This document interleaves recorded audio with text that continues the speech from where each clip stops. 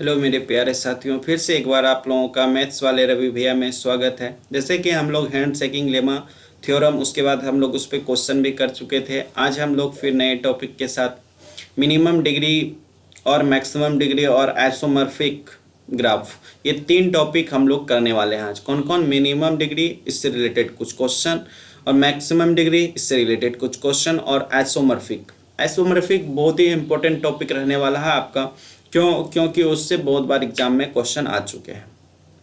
अच्छा, एकेडमिक में भी आ चुके हैं और आपका जो कम्पिटिटिव एग्जाम आते हैं उसमें भी आ चुके हैं। फिर बात करते हैं हम लोग मिनिमम डिग्री के। चलते हैं, मिनिमम डिग्री क्या होता है? Minimum degree of a graph is denoted by del G. हम लोग उसको किससे दर्शाते हैं? डेल जी से। Is the minimum degree of the its vertex. जैसे कि हम लोग कोई भी ग्राफ का हम लोग वर्टेक्स का डिग्री निकालते हैं, वह वाला वर्टेक्स बताना है जिसकी डिग्री सबसे कम है। फॉर एग्जांपल, अब दिस एग्जांपल को देखें। अगर इस वर्टेक्स की डिग्री बोले तो 2, इसकी बोले तो 3, इसके बोले तो 2, क्योंकि जो एजेस होते हैं उसी से हम लोग काउंट करते हैं। अगर इसकी बोले तो 1 2 3 4, और इसकी बोले तो इसकी 1, ओनली 1 है। इसका मतलब डेल जी इसमें सबसे मिनिमम कितना है? 1।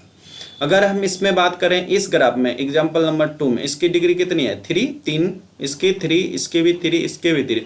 अगर इसका हम लोगों का मिनिमम डिग्री पूछा जाए तो वो 3 ही होगा, क्योंकि सब वर्टिसेस। तो यहाँ पर आपका कन्फ्यूजन भी दूर हो गया होगा। अगर सर सेम नंबर ऑफ हमारा डिग्री आए कि सब वर्टिसेस का, तो वही उसका मिनिमम डिग्री भी होगा। क्लियर हो गया होगा?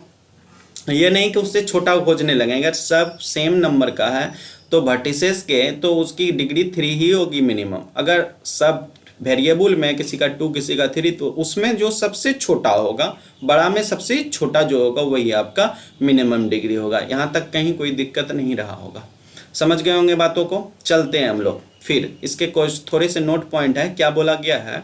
अगर समेशन ऑफ, अगर हम टोटल करें डिग्री डेल बी, तो ये हम लोग पढ़े थे ट्वाइस ऑफ एजेस के बराबर होते हैं, जो कि हैंड शेकिंग ले बात है। वही कहता है, अगर हम मिनिमम डिग्री को गुना कर देते हैं किसके? नंबर ऑफ वर्टिसेस के, तो ये लेस देन इक्वल टू होता है twice of edges. For example, इस थ्योरम को याद रखें, ये मिनिमम ऑफ डिग्री को अगर मल्टीप्लाई कर देते हैं वर्टिसेस से, तो वो less than equal to twice of edges होता है। चले इस पे एक हम क्वेश्चन देखते हैं। क्वेश्चन है, maximum number of the vertices is a simple graph with 35 edges.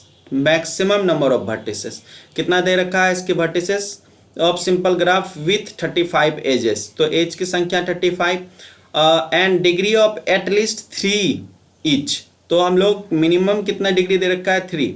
तो हम लोग तो अभी फार्मूला पढ़े, del G into vertices into twice of this. तो हम लोगों को इसमें वर्टिसेस निकालना है, तो यहाँ से 2 इंटू ये हो गया 70, इधर से 3 से डिवाइड चल जाएगा, तो ये 23 पॉइंट समथिंग आएगा, जो कि 23 हम लोग, क्योंकि वर्टिसेस कभी तो टुकड़ों में आ नहीं सकता है, वो फ्रैक्शन में आ नहीं सकता है, तो इसलिए हम लोग इसका नियरेस्ट 23 लेंगे। ये मोस्ट वीवीआई क्वेश्चन रहेगा आपके एग्जाम ऑफ व्यू से। चलते हैं नेक्स्ट टॉपिक की ओर, जिसका नाम है आपका मैक्सिमम डिग्री। मिनिमम डिग्री समझ लिए, और मिनिमम डिग्री को किससे दर्शाते हैं बच्चे? डेल जी से, याद रखना। और इसमें एक रिलेशन पड़े, डेल जी इंटू का vertices less than equal to twice of क्या होता है? एजेस होते हैं। और इसको हम लोग किसके थ्रू देखें? हैंड शेकिंग लेमा की through.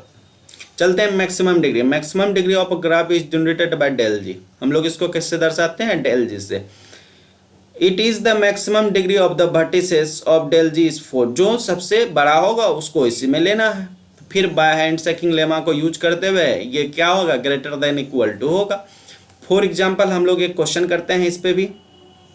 Minimum number of the vertices is possible in a simple graph with 41 edges. इस बार एजेस कितने दे रखे हैं? 41।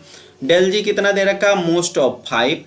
तो 2 हम लोग फॉर एग्जांपल यहाँ क्या कहता है? Degree of each vertices at least most 5।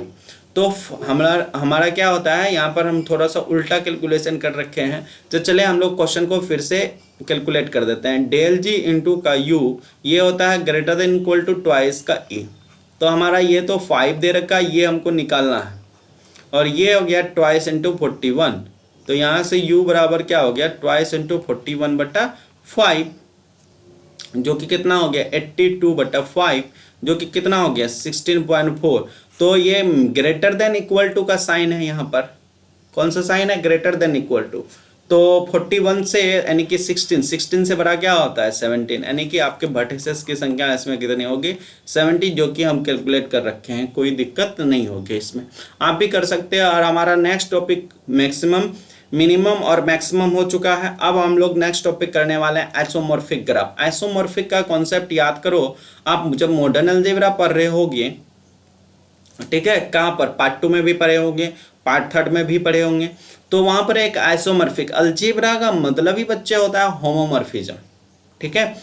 Algebra अगर आपको अब बीएससी में आके, अगर बीएससी और एमएससी में आके आपको पूछता है व्हाट इज अलजेब्रा, तो आप उसे डायरेक्ट सवाल आंसर दें अलजेब्रा इज होमोमॉर्फिज्म। अगर होमोमॉर्फिज्म की आपको ज्ञान है तो आप अलजेब्रा को समझ पा रहे होंगे, नहीं तो अलजेब्रा को अलजेब्रा की तरह डेफिनेशन दे, प्लस माइनस जोड़ घटा, वो तो आपका गया, वो अंडर 10th आप बोलते थे।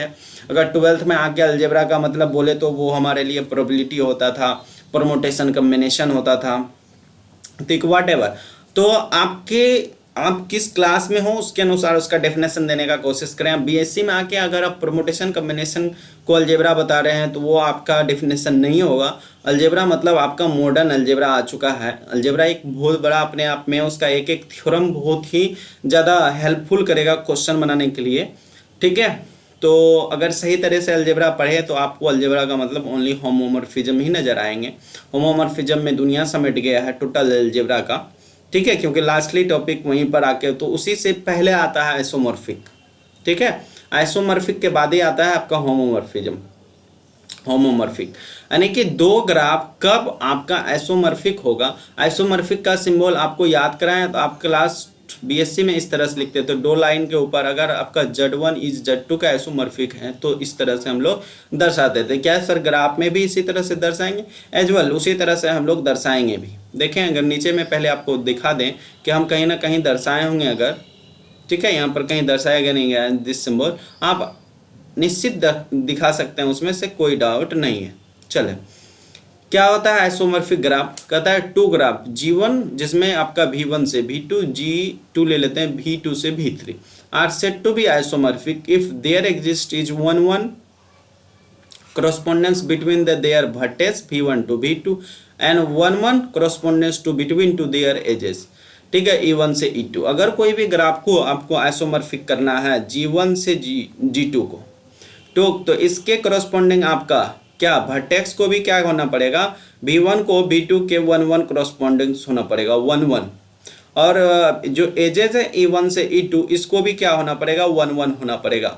तब कहता है so that the corresponding edges G1 G2 are incident on the corresponding vertex of G1 and G2, that definition is called isomorphic of two graph. अगर दो ग्राफ को अगर हमको आइसोमॉर्फिक दिखाना है तो उसको हमारे वर्टेक्स को 1 दिखाना पड़ेगा और एजेस को भी 1 दिखाना पड़ेगा। आपके एग्जाम में क्वेश्चन आ चुके हैं, define isomorphic graph and give example. Give example में आपको सेम ग्राफ लेना है, आपको पहले ही बता चुके थे। अगर इसमें देखें तो हमारे कितने वर्टिसेस हैं 4, इसमें भी देखें तो कितने वर्टिसेस हैं 4, यानी ग्राफ हमारा सेम है। एजेस भी काउंट कर लें आप, अगर हम दिखा पाते हैं कि ये 1 कोरस्पोंडेंस है A to Z वर्टेक्स से वर्टेक्स, तो हमारा क्या हो जाएगा, ये ग्राफ हमारा आइसोमॉर्फिक हो जाएगा। चलिए हम लोग दिखाने का कोशिश करते हैं। ग्राफ को ध्यान से देखें कि U1 U2 U3 U4 है वर्टिसेस, इसमें हम लोग 1 2 3 नंबर से डिनोट कर रखे हैं, इसमें E1 से डिनोट कर रखे हैं। सॉल्यूशन में आपको दिखाएं we can establish the corresponding between the two graph of the follows vertices U1 U2 U3, आप उसमें V1 V2 V3 मान चुके हैं। एज इसमें क्या मान चुके हैं, तो आप पहले लिख दें 1 से 1। ये टोटल को अगर हमको दिखाना हो, ये 1 कोरस्पोंडेंस है सब, ठीक है, 1 कोरस्पोंडेंस है और एजेस भी। दिस इज कॉल्ड, ये हमारा कैसा हो जाएगा, this is called isomorphic graph. और ये एग्जाम्पल आप एग्जाम में जरूर बना के आए सेम टू सेम, इसमें कोई दिक्कत नहीं आएंगे, ठीक है। हम लोग नेक्स्ट एग्जाम्पल पे चलते हैं इसी का, ठीक है। कल को एग्जाम में देखिए क्वेश्चन आया हुआ था, सो that the graph given below in the not isomorphic.